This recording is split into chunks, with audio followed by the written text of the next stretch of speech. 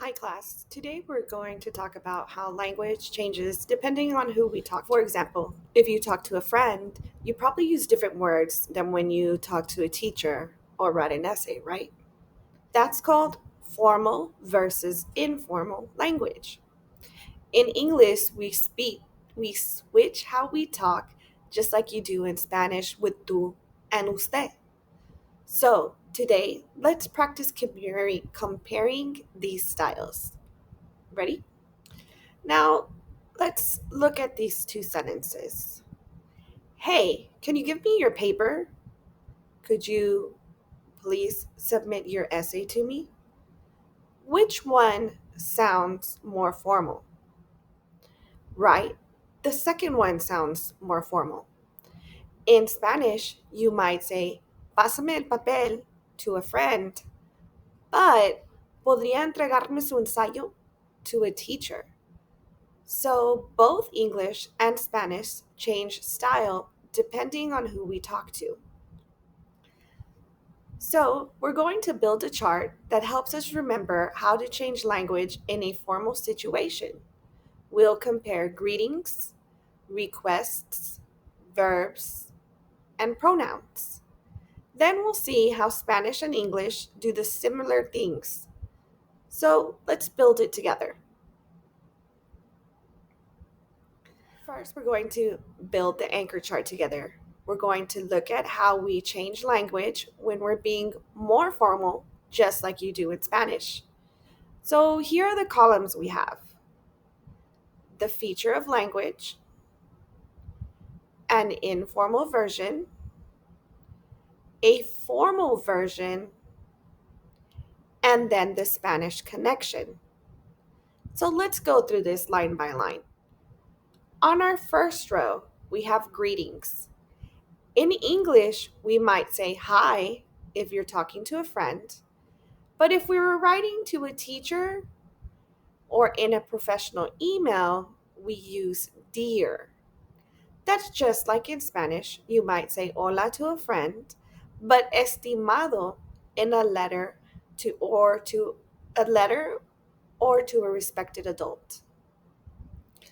So you see, greetings can change depending on who you talk to.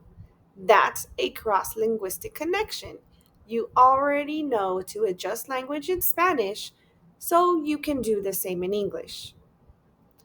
Now let's go to our second row, requests. Now, let's look at requests. If you're with a friend, you might say, can you help me? It sounds casual. But if you're talking to a teacher or writing an email, you might say, could you please help me? Notice it has the word please and a more polite verb structure. In Spanish, you'd say puedes with your friend, but podría or podría ayudarme with a teacher. That's another cross linguistic connection. Your Spanish politeness rules help you see how English works too. Now let's do the third row. We have phrasal verbs.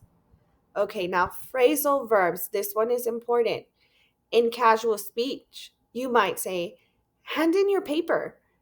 But in formal writing or a presentation, or like when I speak to you guys as a class, I say, please submit your essay.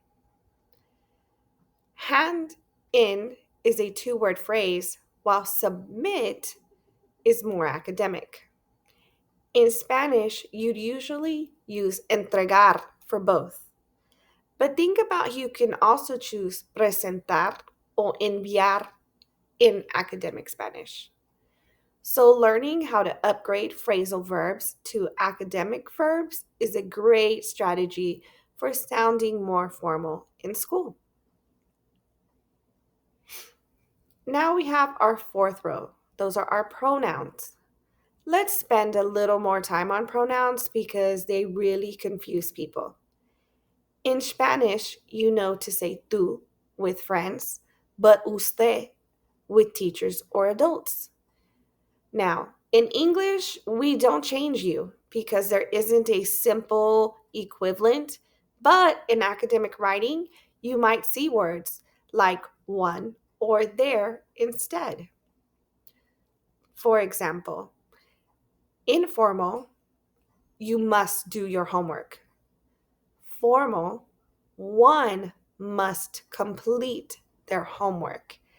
Even though you would probably never hear one must in casual conversation, in essays and formal letters, it sounds more respectful and objective. So we can use one or there to avoid sounding too casual when writing. Examples show that both English and Spanish have ways to adjust tone depending on who we're speaking or writing to. That's a cross linguistic connection. Your Spanish grammar and your social rules help you learn English rules faster. I want you to really think about that for a moment. Language is about respect, audience, and purpose. If you think about who you're talking to, you can always choose the right style. I know it's hard at first, but you already have these skills in Spanish. You just have to transfer them. So let's quickly review before we move on. In greetings, we have hi versus dear, requests, can you versus could you, phrasal verbs, hand in versus submit, pronouns, you versus one or there, and we saw the Spanish equivalents right next to them. In the next activity, we'll practice turning text messages or emails or informal notes into formal academic language. Now, take a moment, look at back at this anchor chart and think, which one do I already use a lot and which one is new to me? If you were here with me in person, I'd ask you to point one that feels tricky. But let's just think about it in your head. Okay? Great job. And let's keep going. Okay, everyone, let's practice using what we just learned. Here's a email message that a student might send me. It says, "Hey teacher, I need help with my project. Can you meet me today?" If you saw this in a professional email, you'd think, that's way too casual, right? So together, let's upgrade it to a more formal and respectful message. Let's break it down piece by piece. First, how should we start? Instead of "Hey teacher," maybe we could use something more respectful like "Dear Mrs. Rizzo" or "Good afternoon, Mrs. Rizzo." That feels a lot more formal. Next, let's look at the phrase "I need help with my project."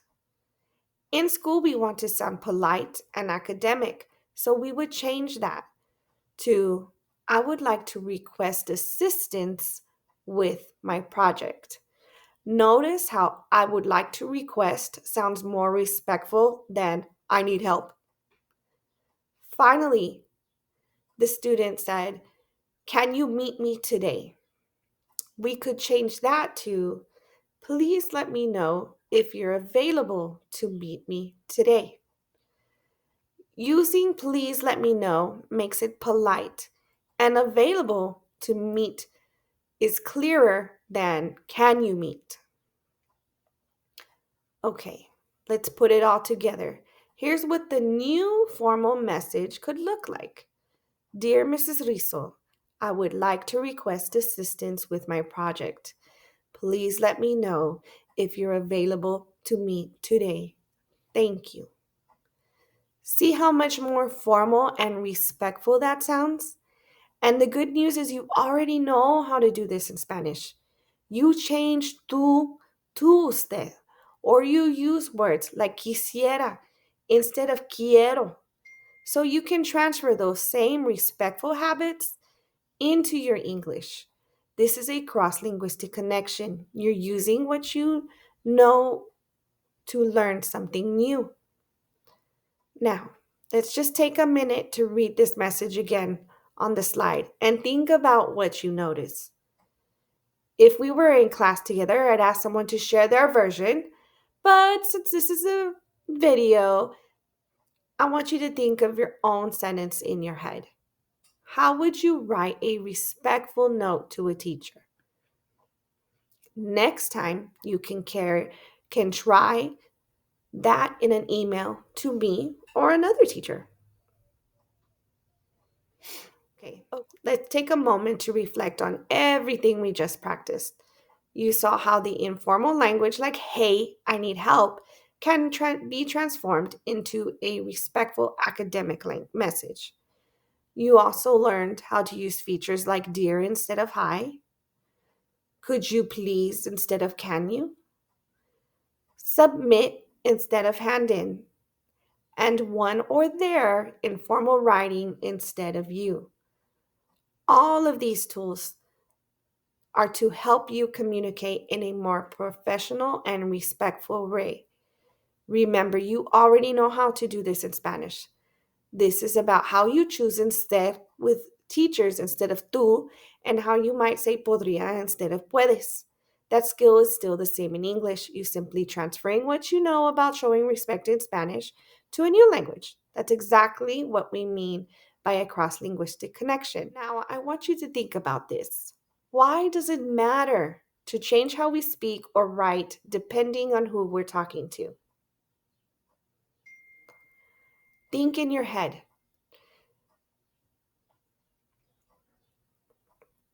If we were in class, I'd have you shout out loud, but for now, let's just say it to ourselves or write it in your notes. Next time, when you write to a teacher, a counselor, or anyone at school, try using these formal structures. It shows respect. That's why it's important. It helps people understand you clearly, and it builds your confidence with your English. I'm really proud of the thinking you've done today, and I know you will keep growing your bilingual skills every day. Thank you for reflecting with me. Let's keep practicing these cross linguistic strategies together. You'll have a great day. Thank you. Bye bye.